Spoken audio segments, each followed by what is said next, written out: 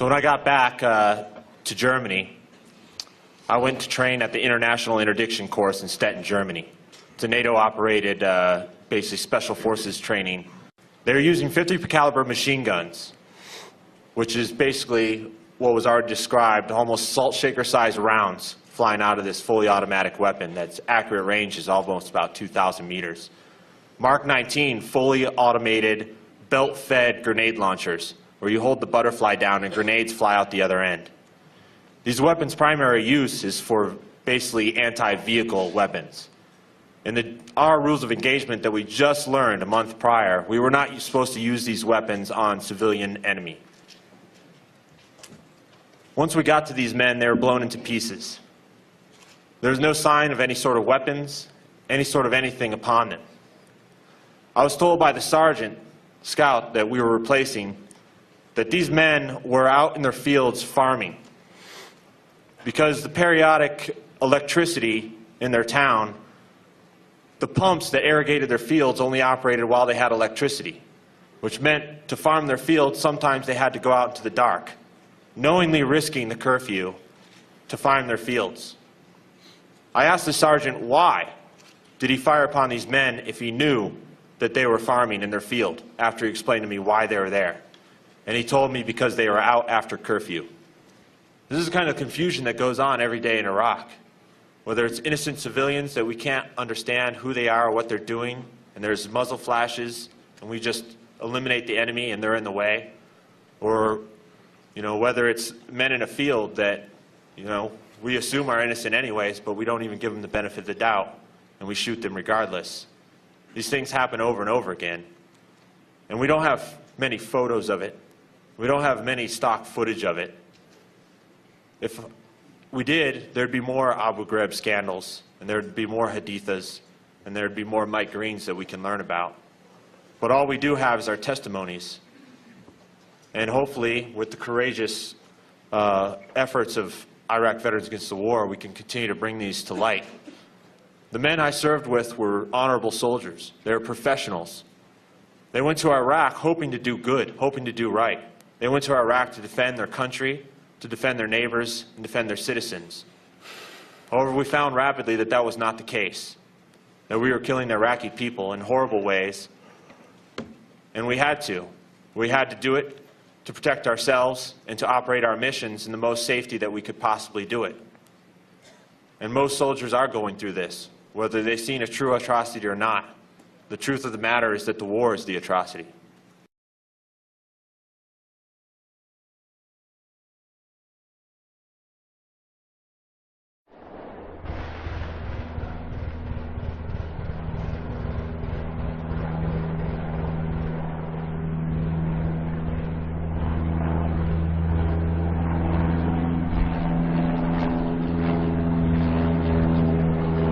They waved the car off down a side street so that it would not come near our formation.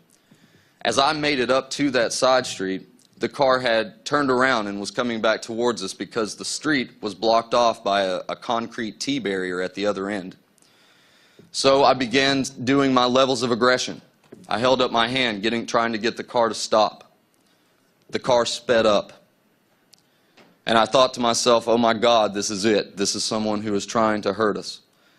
And so instead of doing what I should have done according to policy and raising my weapon, instead I did what you should never do, and I took my hands off of my weapon altogether and began jumping up and down, waving my hands back and forth, trying to get this car to stop and see me. The car kept coming. And so I raised my weapon, and the car kept coming. I pulled my selector switch off of safe, and the car kept coming. I was applying pressure to my trigger, getting ready to fire on the vehicle, and out of nowhere a man came off of the side of the road, flagged the car down, and got it to pull over. He walked around to the driver's side door, opened it up, and out popped an 80-year-old woman. Come to find out, this woman was a highly respected figure in the community, and I don't have a clue what would have happened had I opened fire on this woman. I would imagine a riot.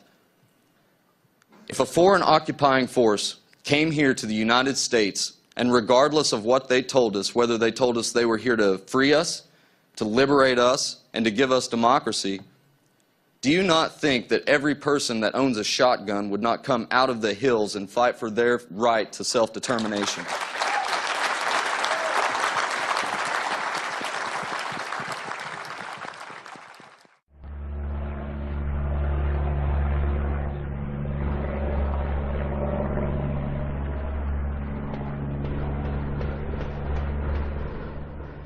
But now it was basically we were going to be operating under the assumption that everyone was hostile.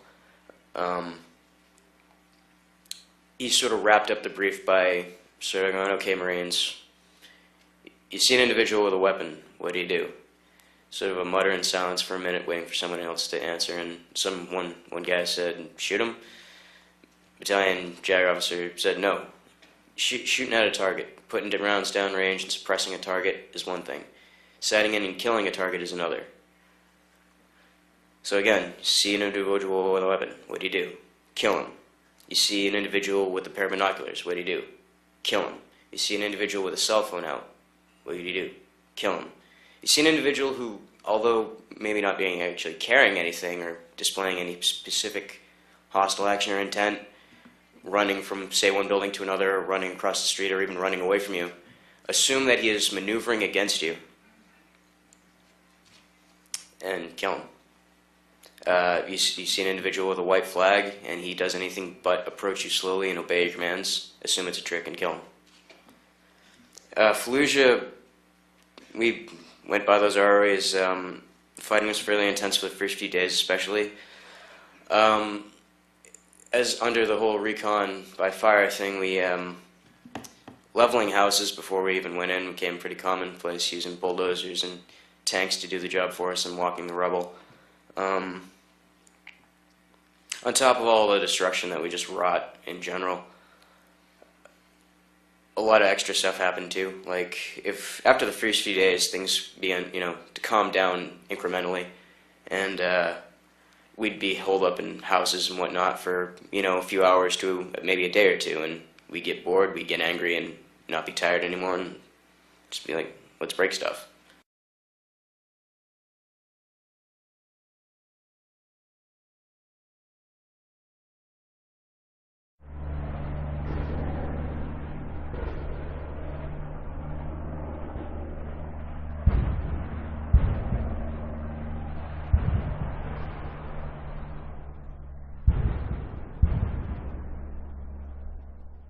If you're in an office and it's the morning and you're walking by maybe one of your staff sergeants and you say, "Good morning, Staff Sergeant."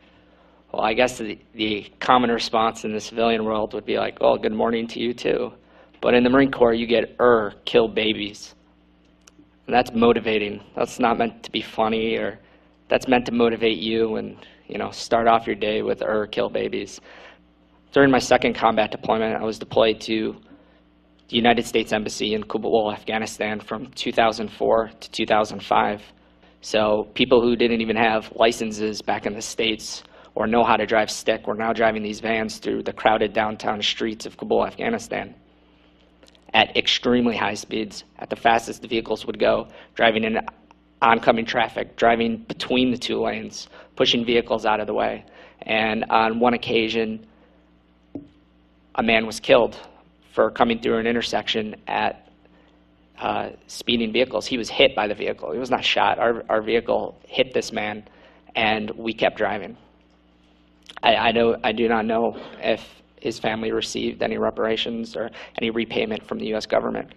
At another time, one of the drivers without a license, while going through one of the main circles in the city, hit a man and his donkey on a cart. And, we talked about it here. You take away something as simple as one vehicle or your donkey, that's an entire family's livelihood. And that family could have been ruined by this small one incident. Finally, I'd like to talk about my third deployment, and that's to Iraq, again in 2005 to 2006. We were stationed in downtown Fallujah at the mayor's compound. We had a couple of Marines that were being punished, and one of their punishments was to remove all this paperwork from the top floor of the mayor's compound and bring it down into our dumpsters while in full gear. This took hours for them to do, and I think it might have spanned it across days, actually. Well, after all the paperwork was gone, I finally had a chance to sit down with my interpreter and just ask, what was all that paperwork? Well, come to find out, we destroyed all the birth certificates of the city of Fallujah.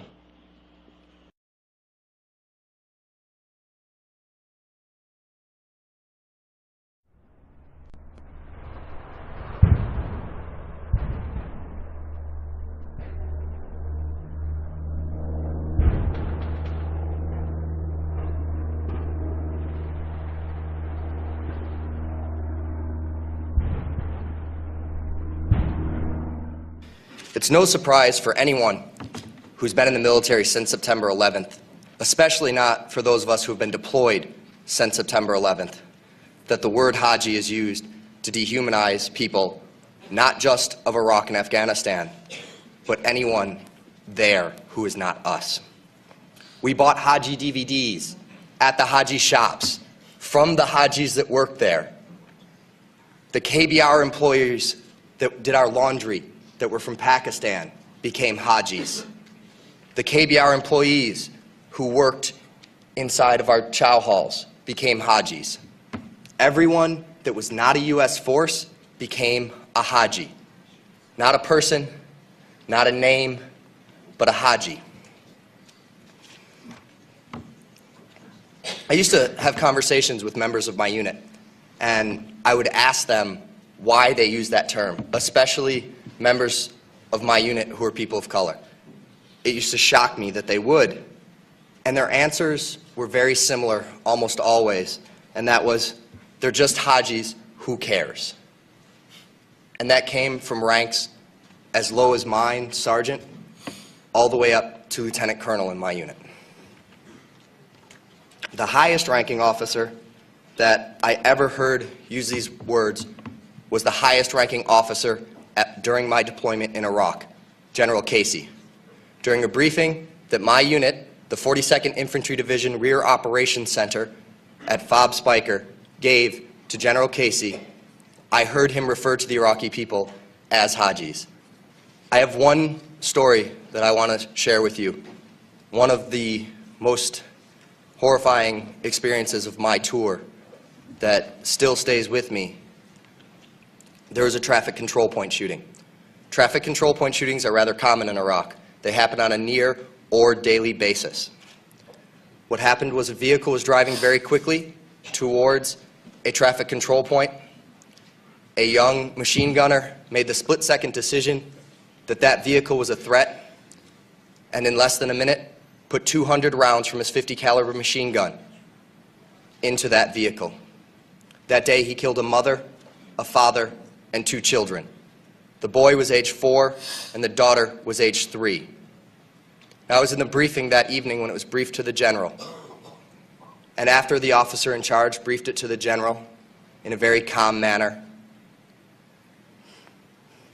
Colonel Rochelle of the 42nd Infantry Division, DISCOM commander, turned in his chair to the entire division level staff and he said, and I quote, "If these fucking Hajis learned to drive, this shit wouldn't happen."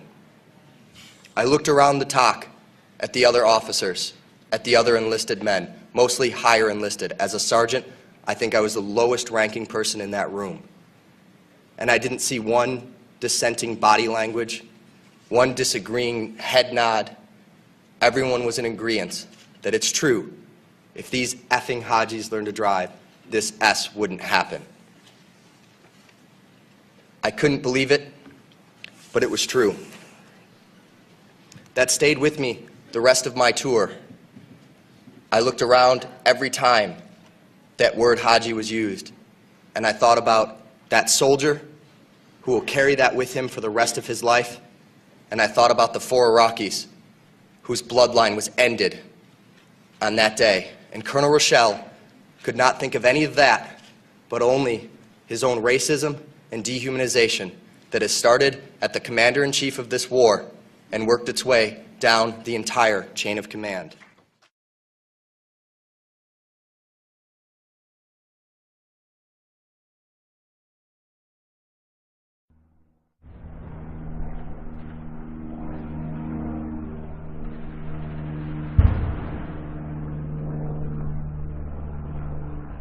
Haji was the enemy. Haji was every Iraqi. He was not a person, a father, a teacher, or a worker. And it's important, we've heard this word a lot during Winter Soldier, but it's important to understand where this word came from. And to Muslims, the most important thing is to take a pilgrimage to Mecca. It's the Hajj. And someone who has taken this pilgrimage is a Haji. And it's something that in traditional Islam is the highest calling in the religion. So we took the best thing for a Muslim and made it into the worst thing. But history did not start with us. And since the creation of this country, racism has been used to justify expansion and oppression. The Native Americans were called savages. The Africans were called all sorts of things to excuse slavery. And Vietnam veterans know of the multitude of words used to justify that imperialist war. So Haji was the word we used. It was the word we used on this particular mission I'm going to talk about. And we've heard a lot about different raids and kicking down the doors of people's houses and ransacking their houses. But this mission was different, a different kind of raid. I never got any explanation for these orders. We were only told that this group of houses, 5 or 6 houses, were now property of the US military, and we had to go in and make those families leave those houses. So we went to these houses and informed the families that those homes were no longer their homes. We provided them no alternative, nowhere to go, no compensation. And they were very confused and very scared and did not know what to do and would not leave. So we had to remove them from those houses. One family in particular, a woman with 2 small girls, a very elderly man and 2 middle-aged men. We dragged them from their houses and threw them onto the street. And arrested the men because they refused to leave, arrested the old man, and sent them off to prison.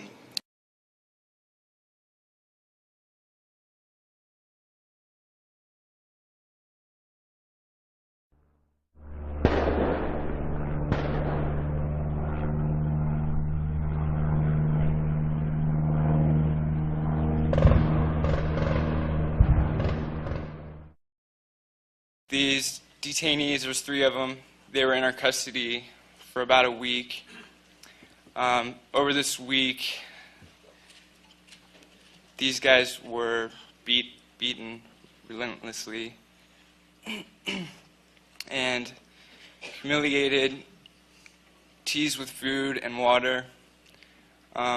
They were begging the Marines for food and water, and the Marines would mock them, throw water in their face. The detainees were flexi-cuffed by their wrists behind their back, and they were blindfolded. The Marines were screaming at them to get up, and then they'd trip them down on their face. They couldn't break their fall because they're tied up. And the Marines were showing the Iraqis pornography, which is strictly taboo to their religion, and they made this very obvious to us. I saw a Marine take the hat off of an Iraqi. He shoved it down the back of his pants and wiped himself with it, and then tried to feed it to the Iraqi who was blindfolded. And because he was desperate for food, he actually tried to eat it.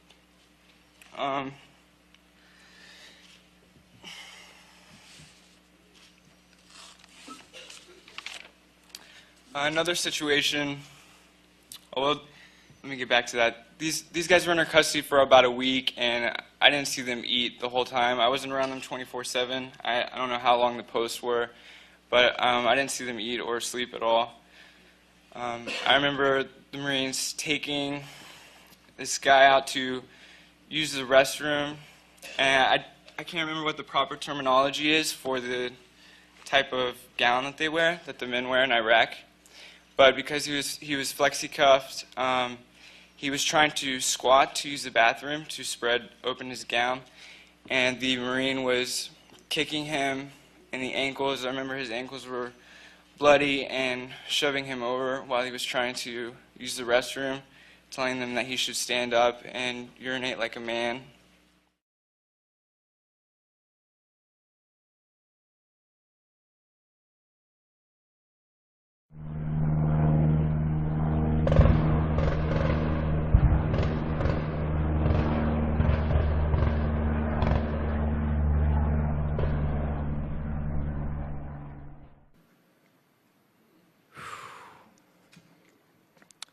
there's definitely,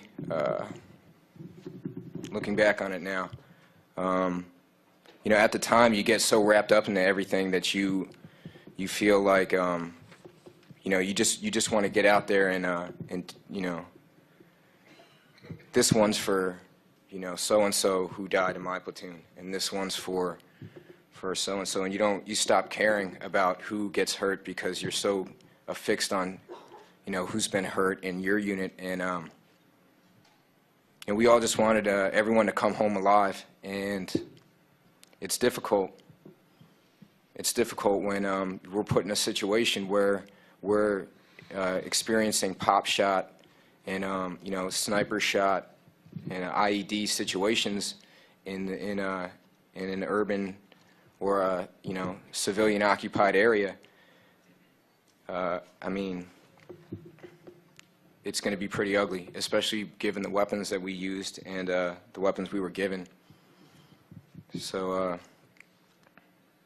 I mean, like I said before, you know, things definitely degenerate over time.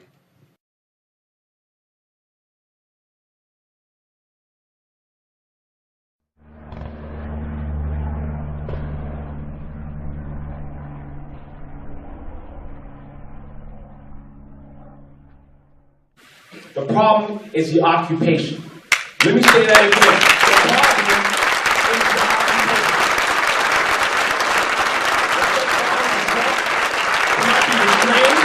The problem is not being trained with rules of engagement, that when your life is in danger, it does not matter what the rules of engagement are, that the problem is the occupation itself. And it's time to bring the troops home now. Thank you very much.